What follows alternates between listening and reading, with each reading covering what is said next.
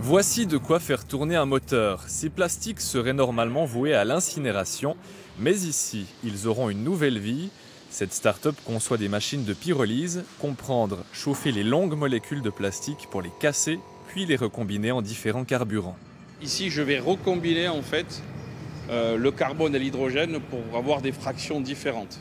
Les fractions les plus légères vont aller vers le fond du condenseur et les fractions les plus lourdes commencent à sortir. Donc on a de la paraffine, on a du diesel, on a du kérosène et au final on a de l'essence.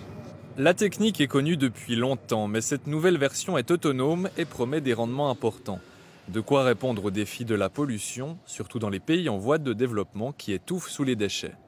Mon rêve, c'était de nettoyer le plastique. Et puis, il s'est avéré qu'on a rencontré quelqu'un qui est intéressé. Puis, ce qui est assez fou, c'est qu'il vient de Polynésie française, de Bora Bora. Et on a signé un pré-contrat pour lui livrer la variante petite de la machine qui permet d'être transportable dans des containers et mobile. On peut la positionner sur un bateau ou dans une région, puis ramener le plastique là et produire directement sur place le carburant.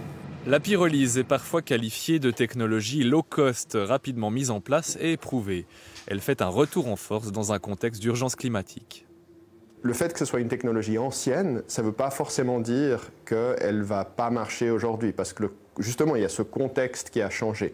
Donc c'est une bonne opportunité de revisiter des technologies. La pyrolyse, idéale pour traiter ces plastiques dont on ne sait plus quoi faire. Mais pour le plastique trié et de bonne qualité, le recyclage reste la voie privilégiée.